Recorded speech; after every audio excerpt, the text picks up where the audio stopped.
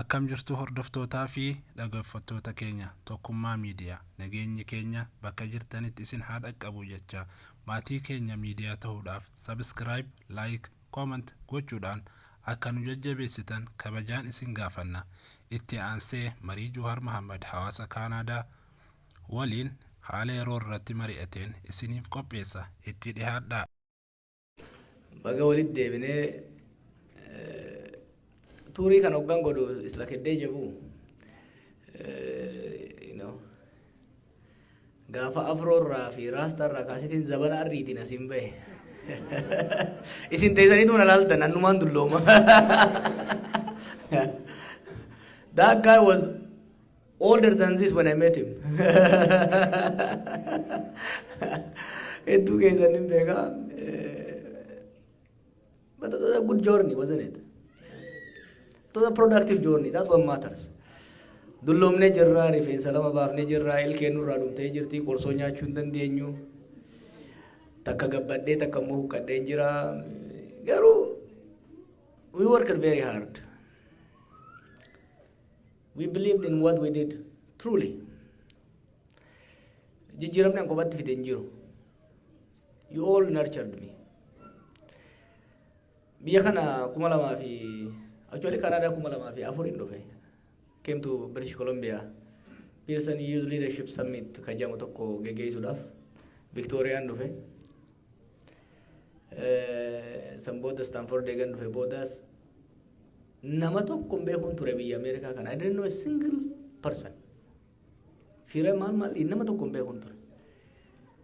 Achirraa nama barannee nama wal jaaraa walis quucaraa zabana paaltook irraa zabana Facebook irraa osoo wal waqarru gaaran jiguu jaamusanis jiisinee way dirrebbaan ugaa jennus gaarri biraan mul'ate gaara baatanii beetanii fi gaara beetenya gaara tokko gaati way alhamdulillah jette kabiraati mul'ata keessattuu gaara cilaalo tokko fa'aa galaaltan tokko gaati beete kabiraati dhufa jechuudha kana hunda bira dabarree but I enjoyed the journey. Waggaata 17 dabre kana keessa waan keessa dabarre manni keenya biyya alaa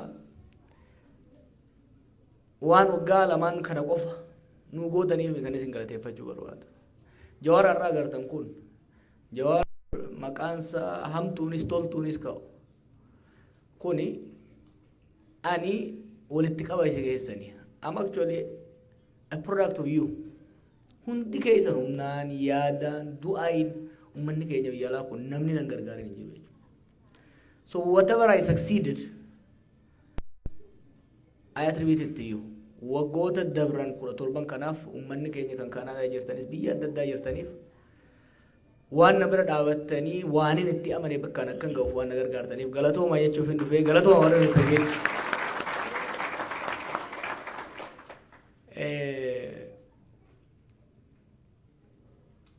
Obbo Addisuun biyyatti galee naan jedhan yeroo tokko harka dhayaaf umrii isaa guutuu uummata Oromoo tajaajila. That guy did a lot of stuff. Oromoo keessatti wanni waggoota 50-60 kana keessa dabarre laaftu miti. Waan suuta deemne isin fakkaataa mi? Bar waan Oromoo hin jamne waan hin jirre finnee deefnee jaarre. Obbo Addisuun gumaata guddaa godhe keessaa tokko kitaaba illee fidaa kalammata quu irra barreessa warra baase keessaa hawaasa kanas warra jaare biyya alaatti illee waa hedduu warra dalee keessaa yeroo ammaa immoo soorataan biyya jira jedhanii isinillee gaafa soorata baatan nu bira koottaa tottolchine isin qeeyinaa takka hin sodaatin wajjuma duutinis jiruunis biyya wajjin irra tolti gaafa dadhabdan koottaa walumaan waan taanu taanaa galatoomaan isiniin jedha.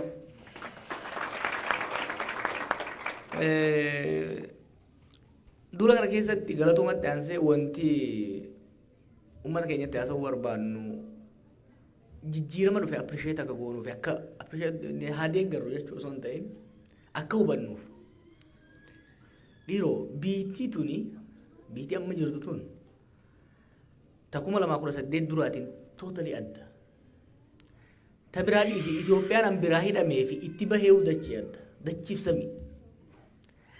Gara fuulduraa uummata keenya rakkoo lee keessaa baasuudhaaf rakkoo siyaasaa, rakkoo nageenyaa, rakkoo diinagdee keessaa baasuudhaaf wantoota jijjiiraman hubachuun barbaachisaadha. maaliif haala hawaasni sun gama diinagdeetiin gama siyaasaatiin gama securitytiin psychologically sirni sun mootummaan sun naannoon sun keessa jiru yoo sirriitti hubatiin tarsiimoo baasuu hin danda'amu. Tarsiimoon haala qabatamaa irratti strategic assumption waan jennuun jira. Faaktii fudhattee faaktii irratti hundooyiteetti tarsiimoo baaftaa jechuudha. Tarsiimoo tokko baasuudhaaf haala qabatamaa hawaasa sanii, haala qabatamaa naannoo sanii, biyya sanii, mootummaa sanii, sirna sanii sirriitti hubachuu barbaachisa. Kanaaf jijjiiramoota afur observe godhe ilaaleen isinii himuu barbaadarra. Waan hoggaa gubbarra ilaalan hin mul'anne garuu siyaasaa biyya sanii, hawaasummaa biyya sanii fundamentaalii jijjiiree jira sirni amma jiru kun. Waa afuriin isinitti himu. Tokko commercialization of politics. Biyya sanitti siyaasaan shilingii sumuni taate amma. Xiqqoo warreen irra turtan beekuu dandeessan ta'eessatu dargiis ta'ee Hayilesillaasees namni hedduun jirtanii warra turtan. Dur biyya san keessatti namni aangoo qabachuu ka barbaadu istaatasaati. Obbo Abalu jedhamuu fi Ato Abalu jedhamuu fi aangoo qaba bulchaa aanaati bulchaa godinaati daanyaadha jedhamu istaatasii fi psychologically istaatasii fi amma maaltu dhufee namni amma aangoo ka qabatu purely for financial reasons. It is very important to notice this. Maaliif akkaataa state'ni takka mootummaan behave itti godhu hedduu shape godha. Namni duri aangoo ka qabatu aangoo ni qaba. Inni bar bulchaa waan kanaati. Inni bar director waan kanaati jedhamuudhaaf. Amma akkasii miti. Namni amma aangoo kan qabatu ittiin sooramuudhaaf. Mallaqa ittiin qabachuudhaaf. Kuni maal fidee isin fakkaate? Dura amma namni sila bulchaa kantiibaarra fakkeenyaaf ministeera turre aangoo guddaa qaban sadarkaa federaalaatti ministeera guddaadha. Amma namni ministeera irraa hajaan qabu. Amma namni kantiibaa magaalaa baddeessaa ta'uu isaa wayya ministeera ta'uurra ministeera tokko ta'uurra. This is very important. Namni amma nama amma ministeera ta'uuf caccabuun agartu. Nama kantiibaa ta'uudhaaf deemu agarta. Lammaffaa dura amma sadarkaa federaalaatti prime ministeratti aanee foreign ministeera ta'uu barbaada ture namni. Akkasii miti. The second highest high profile position was foreign ministry. Amma kun nafee namni eessa dhaquu barbaada? Bakka keessattuu meeshaan alaa bitamtu waa irraa cirachuu barbaadu dhaquu barbaada. Ministeera tokko keessatti ministeera guutuu ta'urra ministeera tokko keessatti ministeera sadaffaa ministeera deetaa sanii gadi sadarkaa daayirektaraatti seenuu barbaada jechuudha. Militarii keessattis jeneraal abbaa urjii sadii ta'e fiildii irra takkaa'u bakka tokko diviizhinii komaandii gochuurra loojistikii irra bittaaf gurgurtaa irra hojjechuudha barbaada jechuudha. That country has been reconfigured. It's really reconfigured. Kanatti ta'eetiin laale sirriitti. Kanaaf akkaataan sirni ammaa kuni siyaasaa biyya sanii commercialize godhee jira. Kuni amma ifatti dubbataa turan beekta nuun galle gaafa dura galle san namni tokko ministeera bulchaa aanaa ta'e takka bulchaa godinaa ta'e waggaa 3-4 keessatti yoo mana hin qabaatin yoo makiinaa hin qabaatin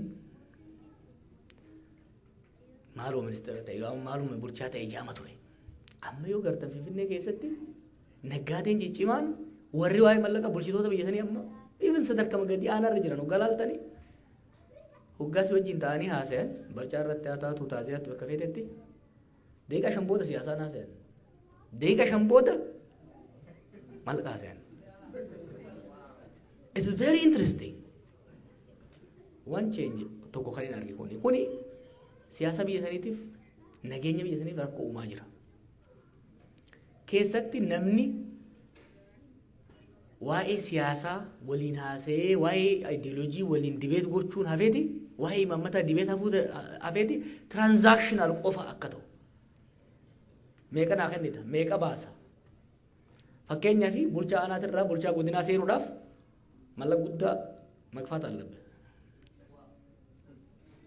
Injiru jechuun dura amma fakkeenya dheetii abaluu harka kennitee deeggartee maal caasaadhaan ol baataa akkasii miti. Amma akkasitti deemee jechuudha. The state has been captured by commercialized political elites.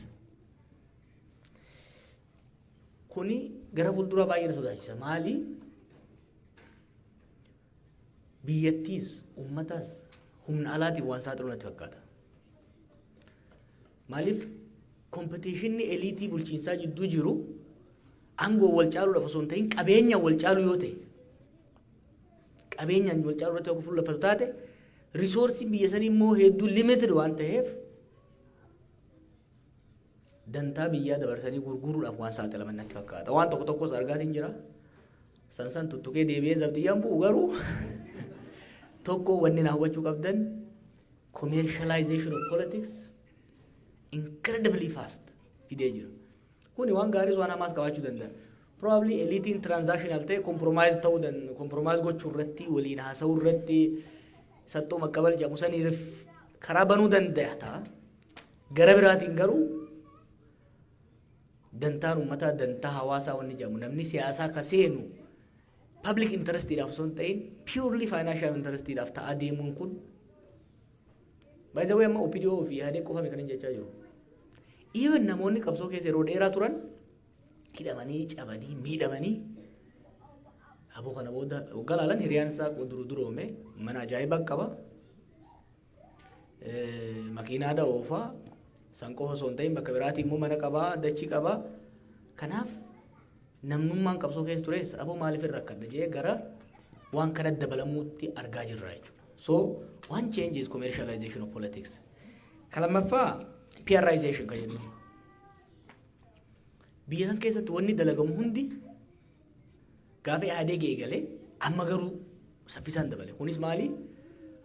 Projektiin tokko waggaa dalagamu jireenya uummataa jijjiiruudhaaf yookiin immoo biyya guddisuudhaaf osoo hin ta'in daily news yeroo yeroodhaan just guyyama saniif namni sun ittiin faarfamuu mootummaan sun ittiin faarfamuu irratti fuulleffata jechuudha. Waan hojjetamu projektoota waggoota afran hojjetaman yoo ilaalte fuulleffannaan guddaan bilijilichi irratti ta'e. PRization amma bar qondaalli hundi Facebook armii mataa ofii qaba qondaalli hundi. Qondaalonni amma Oromiyaa irras jiran federaalaa irras jiran yoo ilaaltan nama 45 kan mindeessantu jira ka Facebook irratti waanuma gaarii isaanii faarsu footoma isaanii maxxansaa fi ooluu qaban. Xiqqoo waggaa waa dalagan waan san godhuuf kuni PRizationiin kun namni waan substantiif ta'e waan qabatamaa ta'e hojjetu irratti osoo hin ta'in waan guyyaa har'aa uummanni haasa'uu danda'u uummanni ittiin faarsu irratti akka fuulleffatu sadarkaa mootummaatti illee sadarkaa qondaalaatti illee kun observationii tokko waan godhe kana jechuudha. Kabiraa jijjiiramni arge anti intellectualism. Dhaloonni nu duraa sanii keessattuu dhaloonni 70moota 60moota keessa ture sun beekumsaaf kabajaa qaba ture. Inumaa xiqqoo keessa dabran turan. Hedduu hair splitting keessa seenu turan. Komunizimiin waan akkasii qaba namni hedduu dibeet godha ture hedduu waliin morma ture yaada kitaaba adda addaa dubbisa ture seeliidhaan deema ture beekumsaaf gatiin guddaa ture. Amma waggoota afran kana hayyoota ofirraa dhiibuu hayyoo beekumsa xiqqeessuu warri beekee humaan binne yoo agarta miidiyaa mootummaa irratti illee it is interesting manidhaa keessa taa'eetiin namoota sadii ka PhD qabu warra PhD qabu kan arrabsuun arge. Beekumsa argachuun dhiphoo akka nama godhu shaaloo akka nama godhu duula intensive godhametu godhame. Kanaaf maal ta'ee imaammanni biyyaatis tarsiimoon bahus qorannoof qo'annoo irratti osoo hin ta'in hawwii fi wishful thinking irratti akka ta'u godhe. Wannummaan ca'umsi guufatee rakkoo keessa seenneef tokko wanti godhamu karoorri bahu imaammanni bahu tarsiimoon bahu qo'annoof qorannoo irratti hubannoo irratti sirriitti gadi fageessanii irratti mari'achuu irratti osoo hin ta'in gubbaa garaaf godhanii deemuu irratti fuulleffatame. Kanaaf amma xiqqoo yoo inni malee baatii jahan dabre kana yeroo lolaa sanfaa hedduu nama sodaachisa ture. Biyyi sun biyya sabaa sablammoota waa 70 wayiiti. Gaanfa Afrikaa keessa jirti. Haalli addunyaa jijjiiramaadha. We are functioning in a complex system and rapidly changing global order keessa deemaa jirra. Kana haasa'uun fedhu amma warri biyya san bulchu. No, no, no, no, no. Waan mataa nama cinqu haasa'uun barbaadan. Waan mataa nama yaachisu haasa'uun barbaadan. Eliitiin sheppii godhame hanga gadiitti waan ajaa'ibaatti dhufe bara. Amma hoggaa xiqqoo waan tokko sabstaantiif ta'e. Hoggaa amma lakkoofsa fa'aa yaada wayii dhiyeessu. Ragaa yaada sanii maal yoo ta'an deebii kennuun barbaadan. San qofa osoo hin ta'in nama gaafii kiriitikaal ta'e gaafatu. Nama yaada dhiyeessu. Even warra ijoollee qabsoo keessaa bakka adda addaa itti makamte amma ni gartan yeroo tokko tokkotti fincila itti dhufaa jiru. Namoota xiqqooma yaada qaban akka maraataatti ilaalu, akka farra misoomaatti ilaalu, akka gowwaatti ilaalu. So anti-intellectualismiin bal'inaan biyya san keessa sadaffaadhaan akka baddaa kun. Commercialized ta'e. PR irratti hedduu fuulleffate propaganda qofa irratti substaansii osoo hin qabaatin lammaffaa immoo hayyummaa xiqqeessuu irratti deeme konsekwensiin keessattuu anti intellectualismii kuni it's a trend globally waan kana biyya kanatti amma biyya Ameerikaatti yeroo Trump waan akkanatti ture yoo ilaaltan hayyummaa beekumsa xiqqeessuu more emotionally onneen deemuu ol kaasuu irratti fuulleffatamuu kana agarta. Kuni rakkoo biyyattii salphisanii akka ilaalan. Ni jeefaa xiqqooma fudhatanii if there is a will there is a way ka jedhu. Kanaafuu gidaara san nin cabseettee deemnaan cabsee deemuu dandeessa. Osoo hin xiinxaliin maalirraa ijaaramee osoo hin laaliin deemtee waa hundi cabsuu dandeessa yaadni jedhu kun predominant ta'ee dhufe. Kun biyya san diigaa jira beektaa? Maaliif? Waan qondaalonni dubbatan kana carefully hoggaa laaltan waan isaan hojjetan hoggaa laaltan waan hin bilchaatin waan itti yaadamin xaxama biyyi sunii fi naannoonni sun keessa jiru sirriitti xiinxalanii karaa filachuu osoo hin ta'in naa akkuma itti dhufetti akkuma billiqitti jeetti itti deemuun aadeeffamee dhufe mootummaa qofa keessatti miti kontaajiyees ta'ee jira yaadno kun. Nama jogga gattee xiqqooma waan substantiif ta'e maali wanni amma jettu kun theoretical background isaa maali? Where is the empirical evidence? Muuxannoon biyyoota biraa maal fakkaata? Hoggaa jetteen hoggaa kun bara yuunivarsiitii miti siin jenna. Kun siyaasaadha siin jenna. Siyaasaan shira malee waan sirriitti itti yaaddee itti cinqamuu qabdu miti siin jenna. Barkasii finne yuunivarsiitii barsiisiif osoo hin ta'in waan kana geggeessiifi inuma geggeessi qofa osoo itti yaadin. So rakkoo amma agartan biyya kana keessatti agartan keessaa tokko this anti-intellectualism has led to shallow analysis. Rakkoo biyya sanii rakkoo diinagdee biyya sanii akkaatuma isaan diinagdee itti fix godhuudhaaf yaalan yoo ilaaltan akkaatuma amma dhugaan eegan bahee booda qondaalota tokko tokko argeen ture. Biyyi sun lola waggaa tokkoo fi walakkaa namni 500 fixe keessaa warra hoogganan fakkaatan. They have not taken time to appreciate and reflect how deep the country has gone. Akka watakkan ta'in sitti haasayan. Maaliif jee hoggan laalu anti-intellectualismii maalitti ergee waa hunda salphisanii laaffisanii akka laalan godhee jechuudha. Jijjiiramni sadaffaa ani arge afraffaatti osoo hin dhufin keessattuu anti-intellectualismiin kun maal godhee nama amansiisuudhaan osoo hin taane sodaachisuudhaan bituu. Namoota carefully mee Amaarri maal barbaada, Oromoo maal barbaada, Tigreen maal barbaada, Walaayitaan maal barbaada, mee waan inni barbaadu jidduutti haafinnu jechuurra wal jibbaa fi wal shakkii jidduutti naquu irratti akka fuulleffatamu godhe jechuudha. Even Oromoo jidduuttu hoggaa gaafiin tokko ta'e maaliif gaafiin kan ta'e? What is the incentive mechanism driving the protest, the rebellion? Kajau analyze gochuu dhiisanii garamitti deeman securitization. Balaan takka kaateemi maddi balaa kanaa maali? Kana yoo goone maaltu ta'a? Jaanii ilaaluun hin jiru. Waraanuma itti erguu taate jechuudha. Ibidda belbalaa jiru irratti ibiddi kun maa belbalaa? Dhiiroo margatu goggoge moo? Biyya santu gaasa qaba moo jechuun osoo hin jiraanne belbalaa jira itti beenzilumatti naqaa jiran jechuudha. Kanaaf anti-intellectualismiin biyya san keessatti rakkoo guddaa uumaa dhufee jira. Fourth, cruelty. Biyyi sun lola keessa turte erguma jaaramtee kuniif waan haaraa miti. Garuu wanti haareenii ugaata asaanaa kana dhufe gara jabeenna namaati. Humna hidhate qofaa miti mootummaa gaafii warra ribeeroolaa qofaa miti. Gara jabeenyi dhufe. Viidiyoo amma intarneet irratti agartan kana kareeffa guban ka lubbuun guban bakka takka qofa miti miti kadhaa jiru. It's happening across the country. Namni lubbuu wal gubuun it's happening across the country. Dullatti manatti ol dhiibanii itti qabsiisuun it is happening across the country. It is being done by all actors, organized or disorganized. San qofaa miti.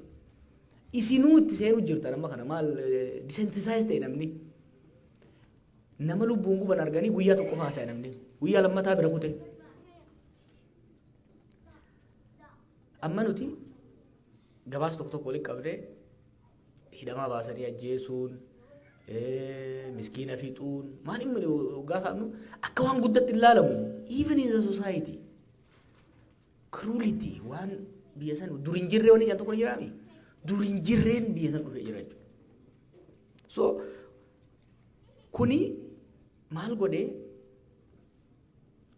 kufaatii diinagdees dhumaatiin namaas diigamuun biyyaatis akka waan normaal ta'etti hawaasninis mootummaanis sirnis akka fudhatu godhee jechuudha. Amma rakkoo biyya sanii nama biyya sanii irra faranjii hojii gaara haasa'u galaaf dur rakkoo teenya nuuf galaa beektaa faranjiidhaaf hubachiisuun nutti ulfaata ture. Amma daqiiqaa 5 keessatti faranjiin biyya feetee rakkoo biyya sanii ni hubatte hoggaan ittiin. Namni biyya sanii garuu normalize godhe cruelty hammeenya cruelty kana fudhatee normalize godhaa dhufe jechuudha. Maaliif hin kana isinitti hima? Commercialization is PRization isaatis anti-intellectualism is cruelty kunis hoggaa walitti qabamu atiin biyya sanitti waan haaraa keessa seenaa jirra. Akka hawaasaatti akka biyyaatti akka uummataatti feezii haaraa keessa seenaa jirra. Kan akkamitti keessa baanaan gaafii guddoodha. Uummata keenya diaasporaatis hundumaa kan biyya keessaas kan hin gaafadhu keessattuu hayyoota kan hin gaafadhu. Waggoota asaanaa kana jijjiiramni sadarkaa diinagdeetti sadarkaa hoggansaatti hawaasa keessatti psychologically biyya san keessa dhufe it's much deeper than we are appreciating. Waanni kuni akkaataa Oromoofis gara fuulduraa waan ta'u dalaguu irratti hoggaa fuulleffanne dhiibbaan irratti qabaata. Fakkeenyaaf waa'ee commercialization reefu isin kaaseen ture. Nama aangoo irra jiru tokko nama durga amma maaliin isin jee dur namni aangoo ka barbaadu staatasiidhaaf ittiin kabajamee ittiin faarfamee abalu ministeera haa jedhamuufi. Amma akkasii miti. Amma kiisha guuttachuuf achi jira. Tarsiimoo duruutiin yoo deemne namicha san fakkeenyaa fi yoo aangoo sanirraa fuunee bakka biraa keenye itti dhaga'amaa bakka sanirraa buudhaaf waan tokko tokko sii jijjiira ture. Amma haajaan qabu. Hanga bakka san qabattee daddafee nyaataa gaafa achii kaafte daldalaa ta'a. Kanaaf inseentiivoonni jedhamu poolitikaa keessatti amala namoota amala hoggansaa amala sirnootaa jijjiiruudhaaf inseentiiv sirriitti hubachuun barbaachisaadha. Inseentiiviin dura qondaalota sirna wayyaaneetis sirna dargiitis sirna Haayila Sillaaseetis irra qabsaa'uudhaaf xiinxalliin fayyadamaa ture suni sirna bilchiginaa kana irratti hojjetu. This is a different setup. Different kind of elite have emerged. Elite daangaan isaallee clear hin ta'in emerge godhaa dhufaa jira. Kun tarsiimoo gara fuulduraa baafnu irratti illee dhiibbaa qaba. Recommendation ani qabu hayyuunis hoggansi siyaasaatis biyya san seef godhuu barbaade siyaasa deebisuu qaba. Siyaasni du'ee jira biyya san keessatti. Political discourse has died. It has been so watered down, so simplified. Kanaaf ol kaasuu qabna. Marii biyya sanii dhimma imaammataa irratti, dhimma tarsiimoo irratti, dhimma diinagdee irratti, dhimma fayyaa irratti, dhimma barnootaa irratti. Biyya sana amma PhD'n dachii dhiphiftee jirti dhiifama godhaa doktoroonni keenya. PhD'n bitamee heddummateeti tuuffatame. Sirna san warri maanupuleet godhuu barbaadu immoo kanatti fayyadamee ilaalu inni bara PhD qaba garuu maqaa isaatu sirreessee hin barreessu hin jedhan. Duraas isaanuma itti kenne PhD. Deebisee immoo sanitti fayyadamanii warra credible ta'e waggaa meeqa xaaree PhD argate doktor Hussein doktorummaa isaa. So wanni sirni sun ittiin deemaa jiru sirni biyya sanii haalli biyya sanii ittiin deemaa jiru jijjiirama guddaa ta'uusaa hubachaa hojii hojjennu keessatti kana qabachaa deemuun barbaachisaadha. Maaliifin siyaasa guyyaa dhiisee waan akkanaa sirriitti babeetu rakkoon akka Oromoottis akka Itoophiyaattis akka gaafa Afrikaatitti illee deemaa jiru. Ila hoggansa xiinxala gadi fagootti hin amanne complex system laaluun barbaanne qabaachaa hoggansa dantaansaa guddaan kabaja siyaasaa takkaa dantaa uummataa osoo hin taane shilingiif sumurii ta'e bakka jirutti hoggansa dhumaatii uummataatiif kufaatii biyyaatiif disensitize ta'e qabaattee rakkoo keessaa bahuun baay'ee ulfaataa ta'a. Maaliif tokkoffaa rakkoo san hubatu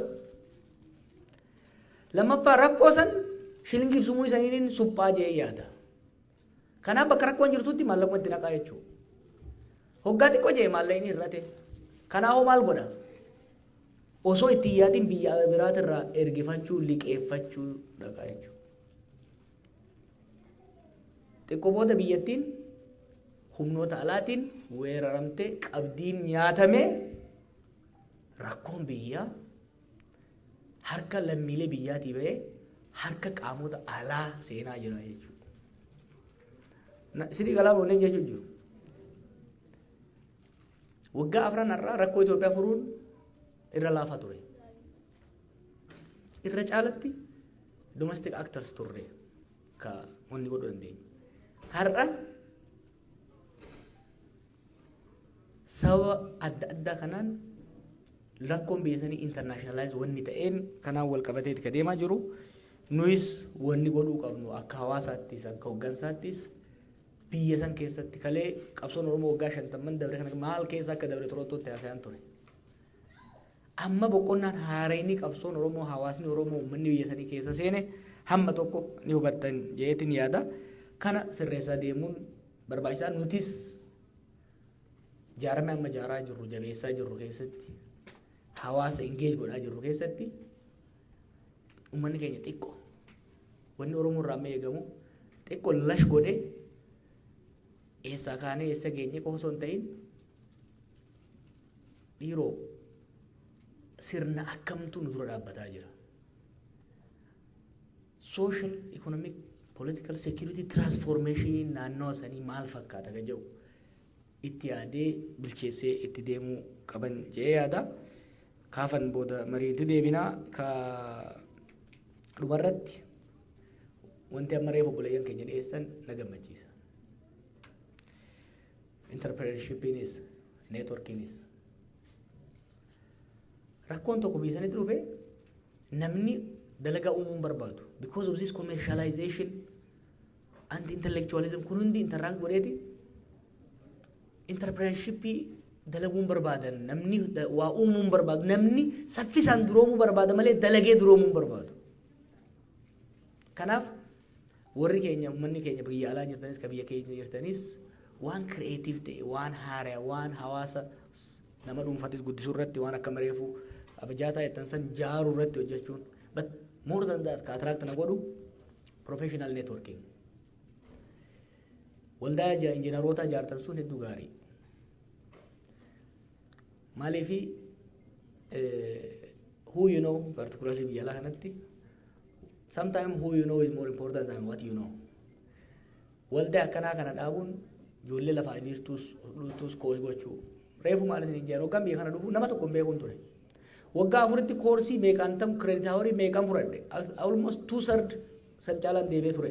Osoo beeka jiraadhe Stanford waggaan bahu maastersii guututti fitee actually lama fudhachuu hin danda'an ture. But I left BA achi bahee jechuudha. Kanaaf ijoollees koos gootanii ittiin deemuudhaaf. Oran immoo experience qabna. Waldaan hakimoota ogeeyyii fayyaa Oromoo kan biyya alaa jiru kun hojiin hojjetaa jiru argaa jirtanii.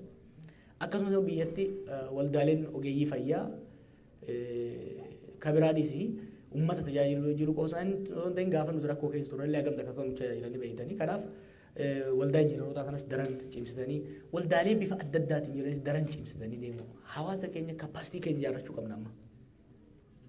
Amma booda hunduu kan deebinu waan tokko shakkina amma booda ta duritti hin deebinu. Garuu fuuldura deemna.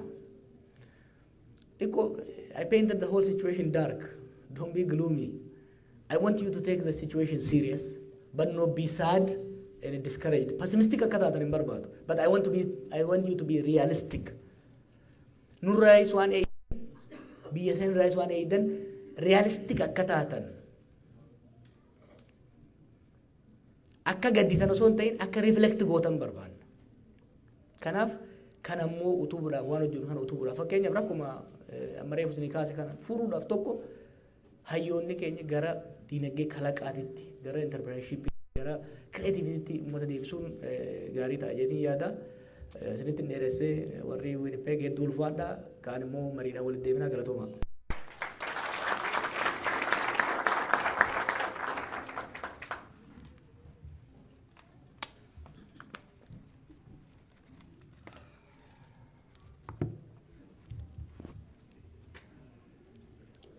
Galatoom Joor fayyaade hedduu galatoomii yaada keessa waan nu ibsee hundaa'u mee isa galatoomfachuudhaaf akkamiin agarsiista lubbata akkamii harka waan agarsiisa.